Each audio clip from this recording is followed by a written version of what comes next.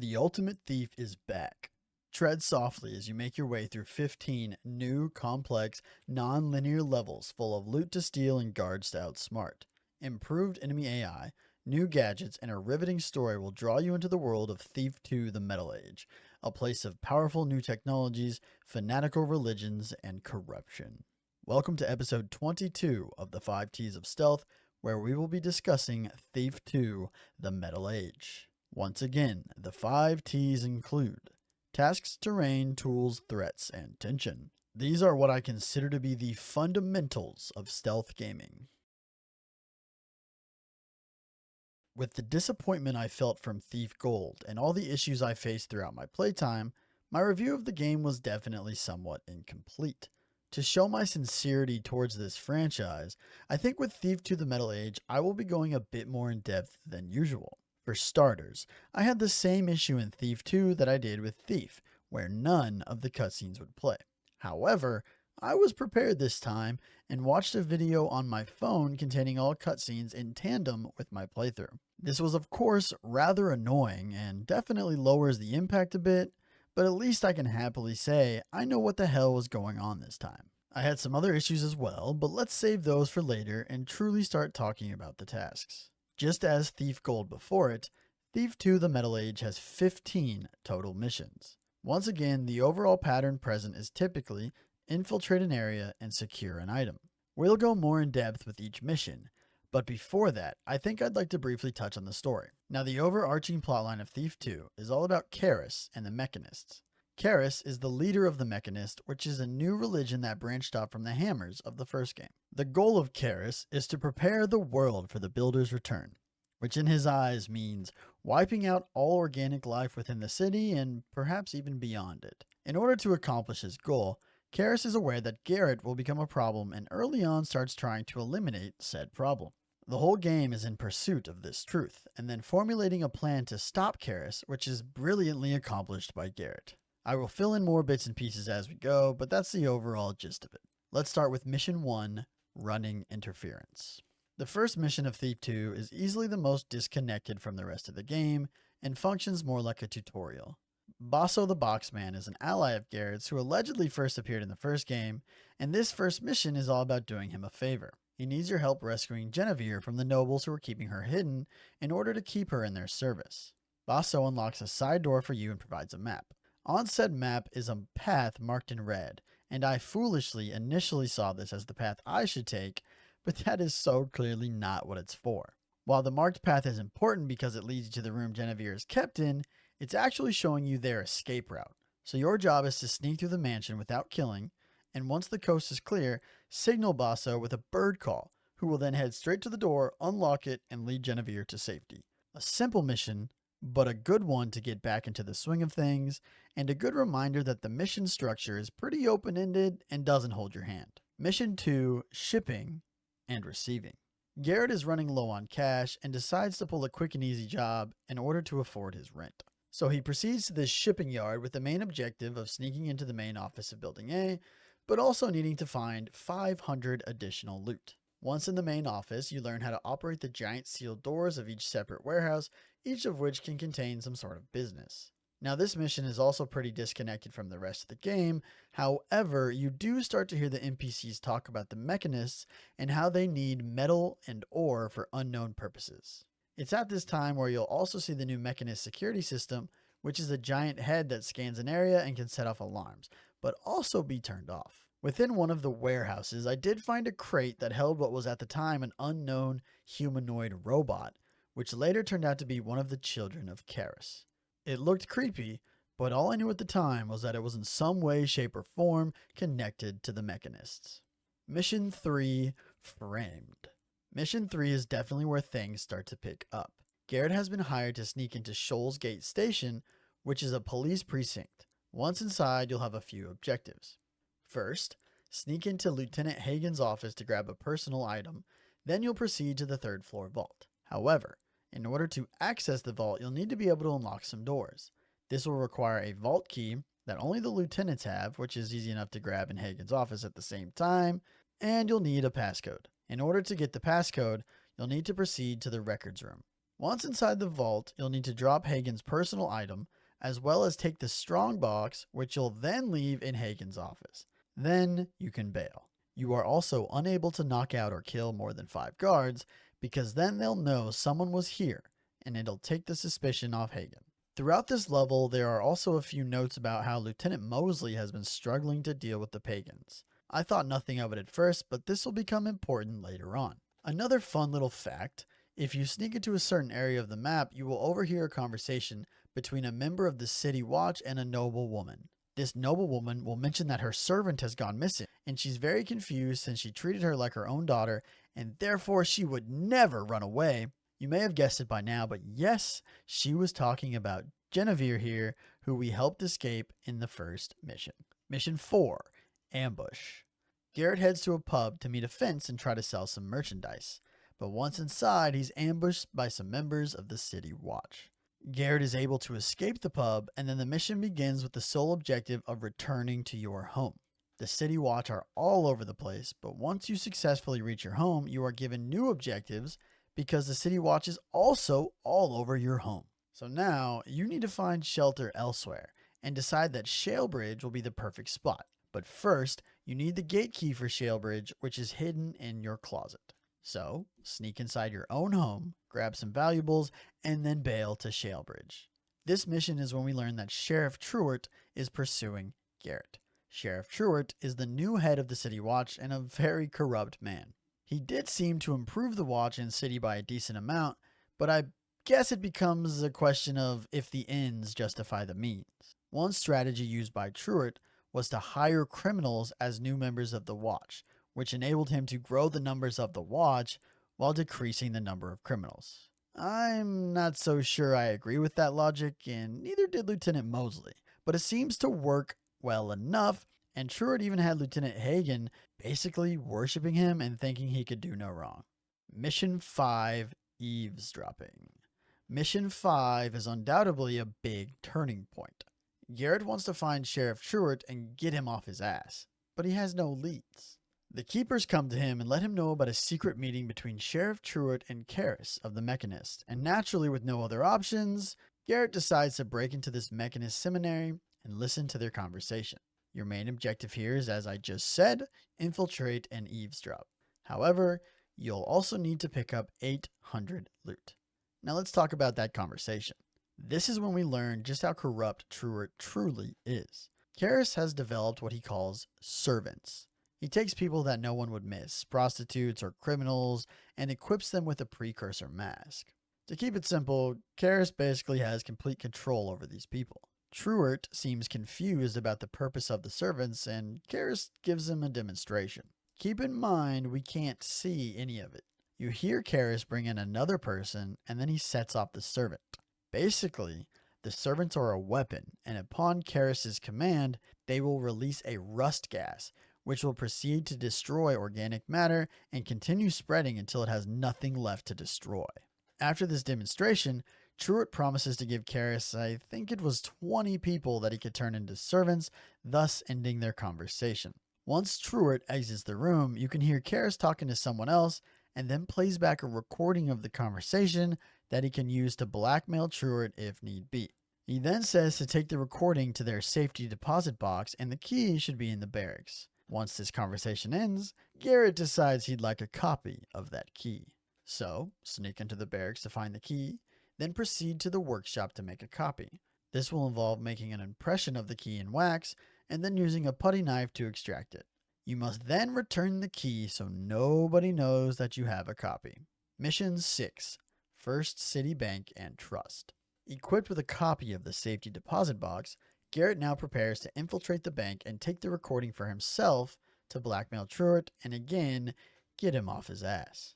First, you must head to the Hall of Records to find out which safety deposit box belongs to the Mechanist. I guess you could also just randomly click on all of them until it works. I think there were only like 50 boxes. Now that you know which box has the goods, you must break into the vault. But once you arrive, you find that it is blocked by a giant bar connected to a machine in the basement. Sure enough, this means head to the basement and disable the bar. To do so was simple enough. I just remember clicking on a couple of buttons until everything turned green. However, you will have to sneak past quite a few children of Karis to get there. Now, proceed back to the vault, get the recording from the deposit box, and bail out of the bank. Mission 7, Blackmail. Now that Garrett has the recording of the sheriff, it's time to infiltrate his mansion and wake him up to confront him with the recording. While inside, you'll need to grab another 700 loot. The sheriff's mansion has doors that require gears to unlock, and they must be found around the house. Some are being carried by guards, while there's one I specifically remember being quote-unquote lost, and you find it at the bottom of an inside pool. Once you make it to the 3rd floor, the alarms immediately go off. This actually tripped me up so badly the first time that I went back to my previous save while panicking, which I now think is very funny. The truth of the matter is that alarm has nothing to do with you. Once on the 3rd floor, you'll hear a couple guards talking about how Sheriff Truitt has been murdered. So now, all of your blackmail is worthless. But you still proceed to Truitt's bedroom to investigate the crime scene. Once there, you find the key ring of Lieutenant Mosley, making her your only lead. Now, you simply must escape from Truitt Estate. Mission 8, Trace the Courier.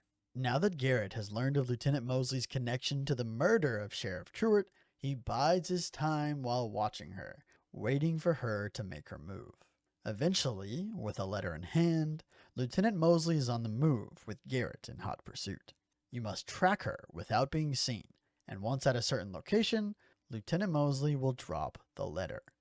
You quickly pick it up to read the contents, and learn that they were worried about incriminating evidence at the scene, and how it was foolish to leave the key on Mosley's keyring. Mosley explains to her co-conspirator how the watch should be no issue now, with the leaders out of the picture, and urges them to retreat from the mechanists. Luckily for them, Garrett found the evidence first and took it with him. After reading the letter, place it back in the drop-off location and track whoever collects it next. An unknown pagan comes by and you must follow them without being seen. Right outside of a graveyard, this unknown messenger is attacked by mechanists and flees into said graveyard to escape. You must follow them, and in doing so, find a strange portal. Enter it, and the mission ends. Mission 9, Trail of Blood. After going through the portal, Garrett seems to be somewhere far outside of the city, an area surrounded by massive trees. With no other leads, you must follow the trail of blood left by the pagan. As you continue to explore, it seems this is actually a pagan village, and the presence of some mechanists and countless corpses makes it pretty clear what happened here. The mechanists annihilated the pagans in this area. As you continue, you will find a couple of large rubies and eventually a giant stone face. Along the way, there is a note that tells you how to activate the portal. Make sure all torches are lit and place the rubies in the eyes. So, place the rubies in the eyes, and a new portal opens up, which leads Garrett once more to the Maw. As I mentioned in the Thief Gold review, I dropped the game on Mission 7, and therefore never entered the Maw before this mission. It is my understanding that you enter the Maw in Thief Gold in the final mission, but again, I did not experience that. Continue to follow the blood trail, and you'll come across several notes left by Lieutenant Mosley, including one that reveals Truitt was hired by Karis to eliminate Garrett. Karis is your true enemy. Once you come to the end of the blood trail, or rather the corpse of the pagan, the mission will end. Mission 10, Life of the Party. A cutscene plays revealing the reappearance of Victoria, your enemy and the trickster's ally from the first game. That's right, I did watch all the cutscenes for Thief Gold, so I know a thing or two. Victoria is Lieutenant Mosley's co-conspirator, and now she becomes your unexpected ally against the mechanists. She tells Garrett of a party that Karis is throwing at Angel Watch, a newly built mechanist tower. She asks him to infiltrate and figure out the reason for the party, find the new scripture that Karis is writing, and find information on the Cetus project. They also talk about how to infiltrate, and Garrett says a line about how the roof is a thieves' highway, and I just really like that line. So run across the rooftops until you make your way to Angel Watch and infiltrate via the East Hatch. If you explore enough on the rooftops, you'll actually find a message to Garrett from one of the keepers, telling him to be careful as Karis knows more than you would think. Once inside, you'll learn that Karis is not actually in attendance, but rather has left 4 or 5 voice messages around the tower. You must find and listen to them all. These messages basically explain the servants and how useful they can be, and how Karis is giving them as gifts to the nobles at the party. Then you will proceed to the office where Karis has placed one more recording, and surprise, it was meant for you. He explains that to get the info you need, you'll have to set off the alarm. So, you have to open the safe containing info on the Cetus project and make a long escape back to the bell tower where you started. On the trip back across the rooftops, you'll find mechanists all over, so do be careful. Mission 11, Precious Cargo. Now that Garrett has obtained information from Angel Watch, said information confirms that Markham's Isle is the staging area for the Cetus project, and a Brother Cavador is in charge of it. Head to the Isle to kidnap Brother Cavador. Victoria also asks you to locate Lotus, one of her informants. You find him in pretty rough shape, and after passing on some information that I can't remember, he asks you to end his pain. As you explore, you'll come across a lighthouse, and inside, you'll come across a wheel that looks like what you'd see on a pirate ship, but it's missing a peg. You'll find this peg with Lotus, and after you reattach it, the floor of the lighthouse begins to lower and is some sort of lift that takes you down to some facility. After exploring the facility, you'll find a submarine, Cetus Amicus, which is the result of the Cetus project. You'll eventually learn that Brother Cavador is not here, and you'll need to stow away on the Cetus Amicus to find him. Before you can do so, you'll need to read more Karis scripture and find the lost key for storage container 5, which is where you'll be hiding. This key is lost underwater in one of the areas on the map. A nice little secret on this map is regarding the treasure of the pirates who once resided here. If you swim around under the facility, you'll eventually find a path to the ship and its treasure. Once you arrive, you'll find the corpse of someone who clearly came before you. Once you enter the ship, the ghost of the pirate captain will spawn and wait for you, but I just sprinted past it and jumped back into the water. Mission 12, Kidnap. Once more, Garrett is searching for Brother Cavador, and after stowing away on the Cetus Amicus, they arrive at the KD site, which turns out to be the lost city that Garrett explored in the first game. Again, you must find Cavador and kidnap him, then escape using your old passageway I imagine was used in the first game. There is even some more scripture on this map to be read. In order to find Cavador, you must first find a node with his schedule and a better, more detailed map. This map will show you which sites are in which areas, and Cavador's schedule states the order of which he goes to each site. Each work site will have a green light on if Cavador is currently there, or was just there recently. There's of course a few ways of going about this, but all in all, you just have to bide your time, find him walking around, then take him and exit. Mission 13, Casing the Joint. Once Garrett returns Brother Cavador to Victoria, she learns that Cavador was responsible for procuring 2 items, precursor masks and cultivators. Garrett suggests that Lord Gervasius may have a mask as he's a renowned collector. In Mission 13, your objective is simply to learn the layout of the mansion and find the secret staircase that leads to the 3rd floor. In order to do so, you'll overhear NPCs talking about a lost toolbox and a missing component to quote-unquote that clock. So find the toolbox and reattach the missing component, then set the clock right outside the library to 12 and the hidden staircase is revealed. Once you discover the staircase, you must escape to the streets, which was fun to do by just smashing a window and jumping out. Also within this mission, you could not be caught at all or you would fail. Couldn't let anyone know what you were planning. There is another optional objective in this mission all about finding the communications between Lord Gervasius and the Mechanists, which can be done in Mission 14, but I did it here. You'll overhear a different set of NPCs mention that the library is haunted and how they dropped some important documents when they were scared. When they went back looking for said documents, they were gone. Enter the library and you'll quickly encounter a ghost. This ghost will lead you around the library to read some notes that were left between 2 lovers. Basically, this woman was going to leave her husband to be with her husband's boss. They were going to run away together to another mansion with a huge library that the man could run. Well, the current husband found out somehow and killed them both, then hid their bodies in a secret room within the library. He even had the audacity to take the same job his boss had planned to as the librarian of another mansion. A really short and wild story that was really appreciated. Once you find the bodies, the ghost will drop the notes that you needed. Mission 14, Masks. Mission 14 is once again at the estate of Lord Gervasius. Infiltrate once more during his exhibition to find a precursor mask and cultivator. While you're at it, go ahead and grab 1400 loot. This was a little annoying since you're running around the exact same map 2 missions in a row, and on top of that, I had grabbed so much loot already in the last mission. Once all that is done, you again can retreat to the street. Mission 15, Sabotage at Soulforge. Victoria has done some testing with the mask and cultivator and realizes what they are capable of and how important it is to stop Karis and his plan with the servants. She recommends sneaking into Soulforge, a mechanist cathedral, and using the guiding beacon to send all the servants back to it, thus releasing the gas in a sealed environment. Garrett says the plan is reckless and insane, and after they argue for a bit, they go their separate ways. Garrett learns from one of the keepers that Victoria started an assault on Soulforge anyway, so he rushes there to assist her. But Victoria realizes there's not enough plant light at Soulforge and sacrifices herself to spread long vines across the facility. So you have quite a bit to do here in the final mission. Firstly, how the hell do you activate the guiding beacon? After exploring the facility for a bit, you'll come across instructions for how to operate the guiding beacon and instructions for building one, since Karis keeps the only one locked up with him.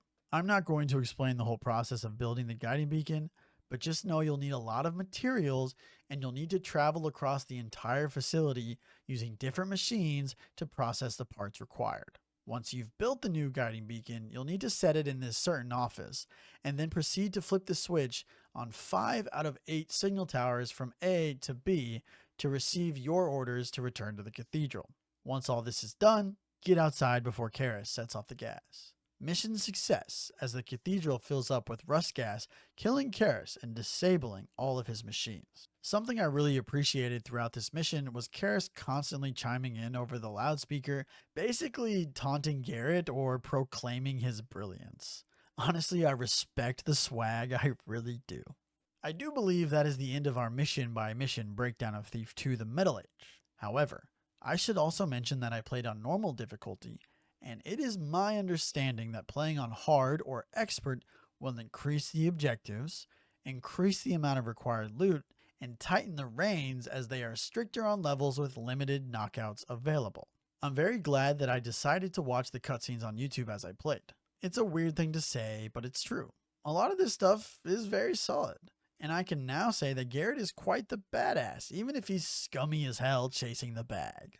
I also really liked Karis, especially for his voice, which I have now learned is the same voice actor as Garrett.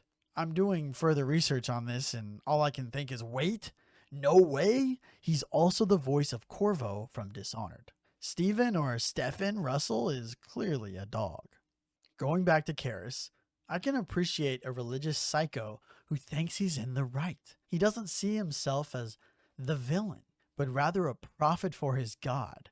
And that's always such an interesting character trope to me. And again, I really liked Karis, the manipulative psychopath. We are already 13 pages in on this review, and I've only talked tasks, making this easily the longest review so far, and I'd say I'm happy about that.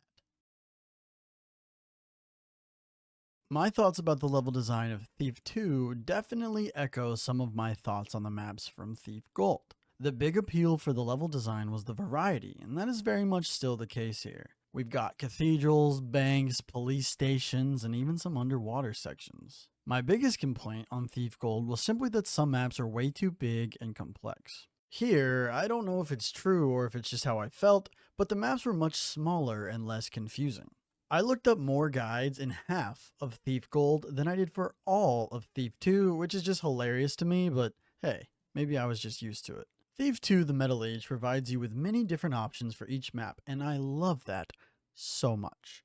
I will always celebrate when a game tells me I need to go from point A to point B, and then gives me 10 ways of doing so. There were countless secret passages and hidden routes that felt so exciting to find every time. I will say, however, on some levels, there were some windows that seemed like they were really guiding you to go through them that just ended up being too small. The primary example of this for me would be early in Mission 4 when sneaking in and out of Garrett's home, but I can't say for certain whether those were intended paths or not. All in all, the level design in Thief 2 kept all the great things from Thief Gold while ditching everything that made it suck. I think the best way to talk about Garrett's arsenal in this review would be to include the items that were also previously in Thief Gold, and then take it a step further to add whatever new things were added in Thief 2, the Metal Age. I will, of course, skip any items that were only in Thief Gold, such as the Holy Water. I do want to make one disclaimer and say there could be some items I include in the new section that were actually in Thief Gold, and I either missed them or never saw them, so please don't hold it against me. Again, starting with Thief Gold. Movement in this game, once again, feels pretty damn solid, and on top of that, the default controls aren't an absolute mess like in the first game. You can crouch, sprint, sneak, and even peek around corners. These are very important tools for checking your surroundings and controlling your noise level. Noise is once again an integral part of Thief 2, just as it was in Thief Gold. This is of course a surprise to no one. We have the same symbol at the bottom middle of the screen in this game as well. I believe it's called like a light gem or something. I don't know. I don't believe I really discussed it in my Thief Gold review, mostly because I didn't fully understand, and quite frankly I'm not sure I'm completely aware of how it works, but I will give my interpretation. Firstly, there's actually a line in the first or second mission about this, but the bigger oval on the left depicts how well you are hidden in the shadows. If it is dark, then you are hidden in the shadows, and if it's bright, then you're out in the open, and of course, anywhere in between will be shown with varying levels of brightness. There's also a small light on the right side, which I believe shows how aware the guards are to your presence. Nothing means you're good, yellow means they're suspicious, and red means you've been made. I cannot confirm this information, and it could possibly be something related to noise levels. Let's talk about the arsenal. Just as in Thief Gold, Garrett is equipped with his main trio of a sword, blackjack, and bow. The sword can be used to eliminate enemies and is a very loud takedown option, but it can also be used to fight off your enemies and can block. It's what you'd expect from a sword. The blackjack is like a small club and is your stealthy, silent, non-lethal takedown option.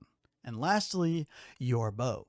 If you aim for more than a few seconds, then your bow will automatically zoom in even further. Aside from that, it's a normal bow, and the uniqueness comes from the wide assortment of arrows. Arrows that were present in Thief Gold include: number 1, broadhead arrows or your normal arrows. Aside from being a lethal ranged option, these arrows could also be used to flip switches and hit buttons from afar. Number 2, water arrows. These could be used to extinguish light sources, and in Thief 2, they were essential for eliminating any mechanical beasts belonging to Karis. Number 3, moss arrows. When fired at the ground, these arrows provided a silent pathway akin to walking on a carpet. Number 4, fire arrows. Aside from lighting things on fire, these could also be used to light torches. Number 5, noisemaker arrows. These, of course, would cause a distraction. And finally, number 6, rope arrows. When fired into wooden surfaces, these arrows would lower a rope, providing a new route or vantage point. If I'm not mistaken, Thief 2 only added 2 more arrows to this equation. Number 1, gas arrows. When hitting a guard with these arrows, it would knock them out without killing them. In other words, this provided a long-range, non-lethal takedown. And number 2, vine arrows. I think the simplest explanation here is that vine arrows are an upgraded form of the rope arrows. While these arrows could still be shot into wooden surfaces, they could also be shot into metal grates, which weren't very common except for on the last mission, where they came in very, very clutch. Let's move on to the items Garrett had available. Starting with Thief Gold, usable items included mines, flash bombs, health potions, speed potions, and breath potions. New additions included number 1, invisibility potions. Who doesn't love a brief amount of invisibility? Number 2, slow fall potions. Reduce gravity and make you fall slower. If timed properly, this will reduce or negate fall damage. Number 3, flares. Naturally, this is a temporary light source. Number 4, scouting orbs. Once thrown, these would provide an additional viewpoint and were helpful for seeing into rooms or areas that you couldn't just run into. Number 5, frog beast eggs. Once thrown, these would spawn in little frogs that would run at a target and explode, dealing big damage. And finally, number 6, gas mines, a non-lethal counterpart to the mine. There's of course some other basic stuff you can do in Thief 2, such as opening and closing doors, operating lifts, and flipping switches that powered lights or even security. Lockpicks functioned the same in Thief 2 as they did in Thief Gold, which is a plus, because I enjoy the system. You have 2 lockpicks. One is square-shaped while the other is triangular. To unlock a door or chest, you must use one of the lockpicks, and if need be, alternate between the 2. Sometimes, more so on chests than doors, all it would take is one lockpick to open, while other times you could potentially switch back and forth like 5 times. As I mentioned in the Thief Gold review, I enjoy this system. It isn't overly complex just for the sake of it, but it's still engaging enough that lockpicking doesn't put you to sleep. I still wouldn't say it quite touches the lockpicking system from Deadbolt though. Truly next level stuff. There's also the map system present in both Thief Gold and Thief 2 that, as I previously mentioned, I am a big fan of. The map system in this game isn't overly complicated either, but it feels like what a thief breaking into a facility would have access to. A hand-drawn map with notes here and there, and an extreme lack of detail most of the time. At most, you're getting the name of each room and the overall structure of the building, which is a lot, but you're clueless within each room. I just really love the layout and how simple it is, but I don't believe I've done it justice with my words, either in the last review or here now. Noise is a very big part of Thief 2, just as it was in Thief Gold, and different floors will react to your footsteps differently, requiring you to avoid some areas or walk extremely slowly.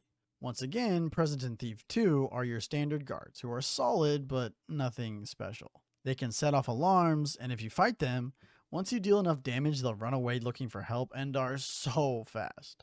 In Thief Gold, there were a lot of zombies, but in Thief 2, I only ran into zombies one time. This was on mission 10. While running across the rooftops, there's a certain room with an altar and a book on said altar. Reading the book seems to spawn 2 zombies, but that's it. There are still civilians present who will run for help if they spot you, and I noticed something about that which I found funny. When a civilian starts searching the area looking for you, they'll still hold out their arm as if they have a sword just like the guards do. I'm not sure if that's an every time thing, but I definitely noticed it a time or two and found it a little funny.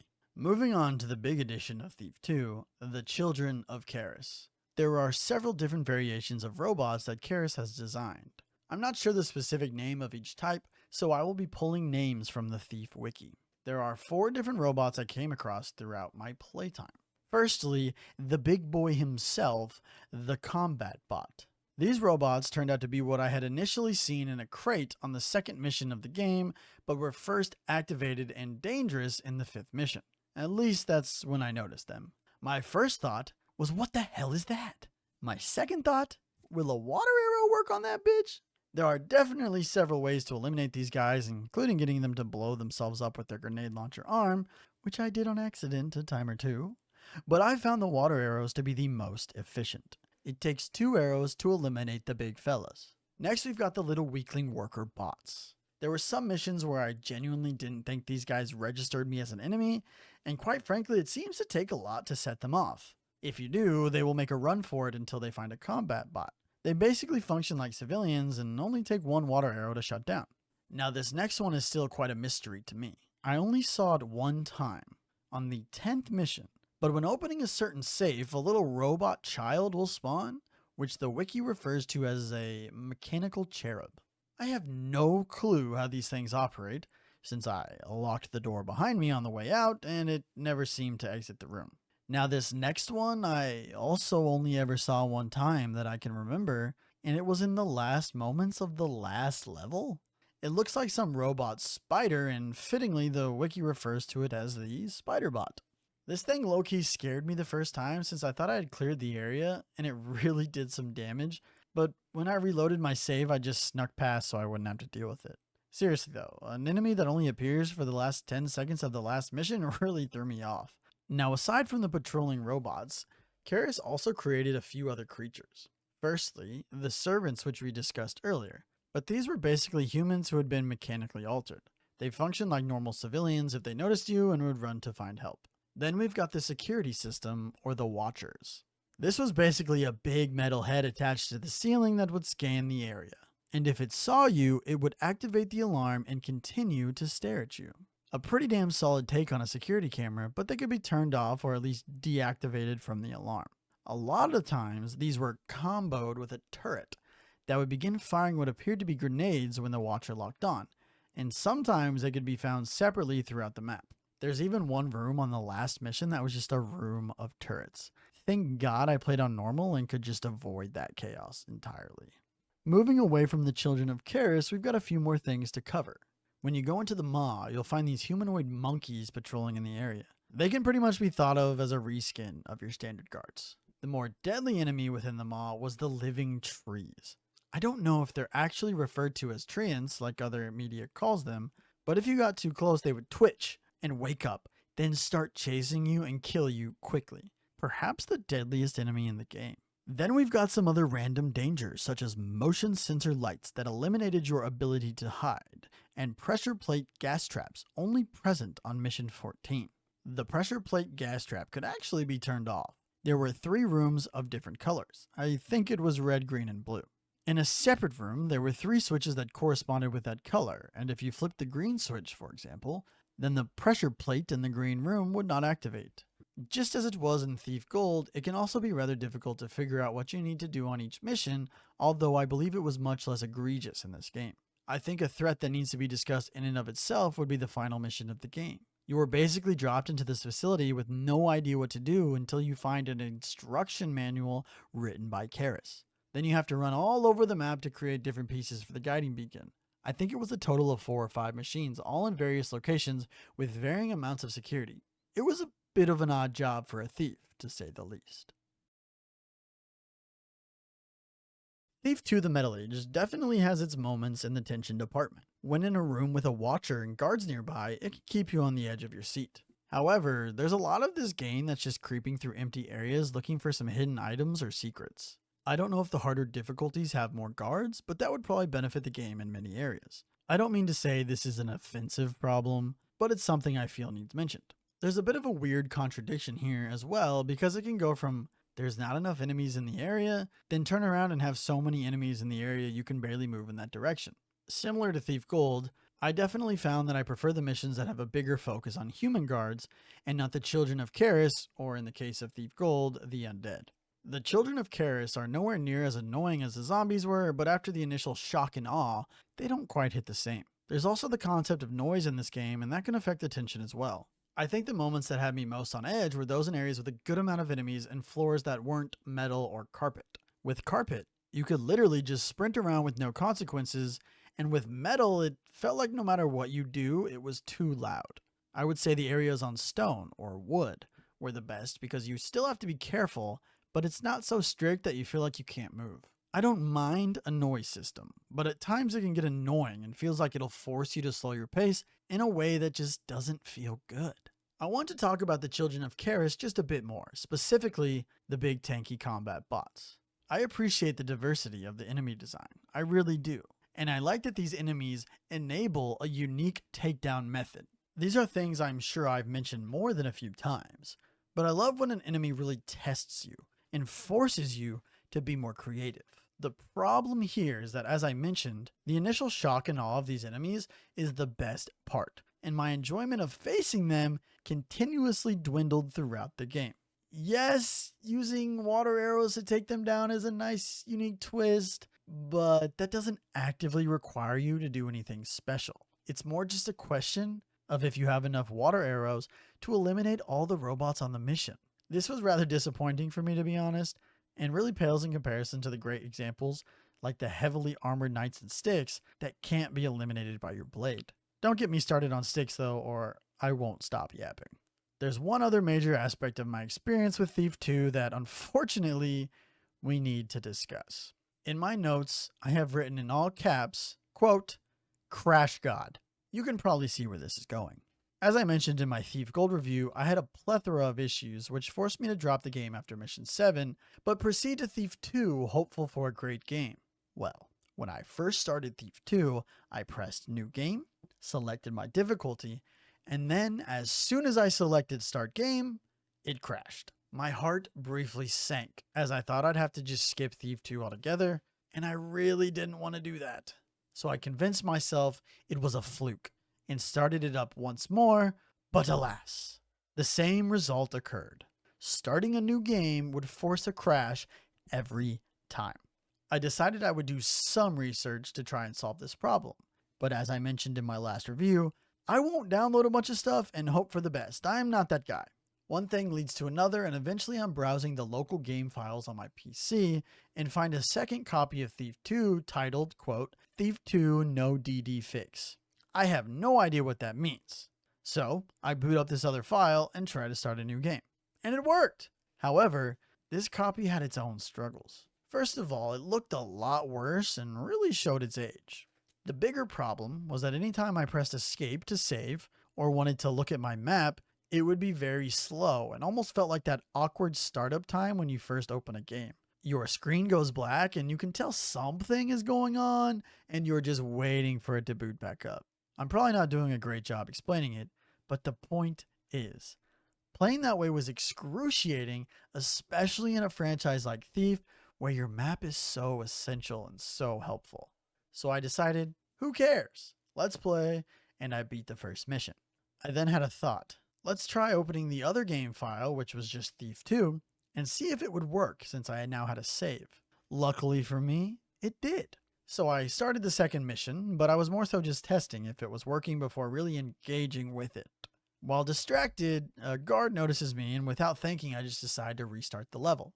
Well, when pressing restart in my menu, the game crashed again.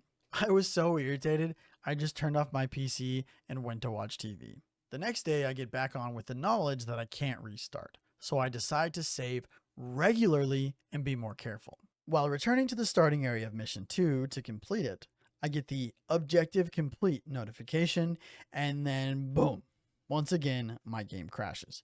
I was so fed up by this point, but I felt like I could deal with it. So I reload to test it, and sure enough, I cannot complete levels on this file either, or it'll crash my game. Anything that starts up a game crashes it. Let's call this Thief 2 File A and the Thief 2 No DD Fix File B. File A runs better, but crashes a lot, while File B runs like shit, but will let me progress the game. Are you seeing the pattern here? I would play every mission on File A, but as soon as I got to the end, I would stop. I would then go and start File B to complete the mission and get a starting save for the following mission. I had so many saves with like 5 to 10 seconds on the clock. So, save on the new mission, then close File B, and reopen File A to play through said mission, then rinse and repeat. Was this the easiest way to do this? I would imagine not. But I didn't have to do a bunch of research or download any mods to get it working, although in the long run that probably would have been better. The other funny thing, or I should say annoying thing, about File A was that anytime I failed a mission and it had to reboot, it would crash. So I became the biggest save scummer to ever live. I have no problem with save scumming in general, honestly, but I know some people feel strongly about it. Even for me though, this was ridiculous. I was so scared of the game crashing, I started saving basically every couple of minutes or anytime I took out some enemies. I'm not happy about it, but I preferred it over constant crashing. The crashing was especially bad on Mission 8 while tailing whoever was holding the envelope. If I didn't realize they had spotted me, my game would crash. I had to be so fast with pressing escape to load the previous save. Oh my lord, it was a struggle. But enough about Thief 2, the Crash God. There's a couple other things I wanted to touch on. I'm sure these issues can be credited to this being such an old game, but I want to talk about some annoyances that kept occurring. Walking up the stairs or a slope was really annoying because walking slowly basically prevented you from being able to walk up and you had to risk the noise to make progress. This didn't happen every time, but it was still annoying and caused a few inconveniences, with guards now being aware of my presence with trying to jump up a singular step. Something that felt pretty common was guards or civilians walking around and just getting stuck on a ledge or a light post or other random object. It was especially ridiculous when they couldn't get up a level while walking right next to a staircase. The most annoying of the little problems, however, was constantly getting stuck in invisible walls. It was so random, but at times, if I got too close to certain areas, it would just prevent me from getting out, and I had to start spamming everything until I could move. Lastly, climbing on ladders was so annoying, and I can't tell you how many times it caused issues for me. Again, none of these things are really the end of the world, but they all definitely hurt my overall enjoyment of the experience. After completing Thief 2, I can definitely understand why I see it on so many best stealth games of all time lists. While I wouldn't go that far personally, I can really appreciate playing through one of the classics and originators of the genre. The wide variety of tools and arrows make Garrett feel good to play.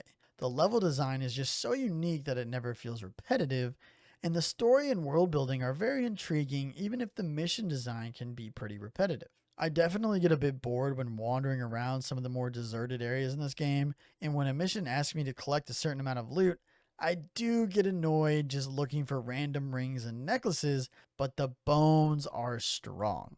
My Thief Gold review felt very incomplete, and I wasn't thrilled about that. But at a certain point, I had to accept that my hands were tied and that game needed to be dropped. Now, with my Thief 2 review, we're clocking in at 26 pages for this script, while the second highest for any episode of the 5 T's of Stealth is only 9 pages. That's right, we've almost tripled it. I really hope this shows my sincerity towards the Thief franchise. I'm not just playing this series to check a box. I'm really trying my best to engage with it, and if this extremely long review doesn't show that, then there's nothing more I can do. Even with its many flaws and the custom title of Crash God, Thief 2 The Metal Age is overall a very compelling experience. And if you can play without constant issues, or if you are willing to do some research and download some mods, then this could be an even better experience for you. I enjoyed my time with Thief 2, and I pray that as I move on to Thief Deadly Shadows, I have a much cleaner experience and can leave the Crash God legacy lost in the Metal Age.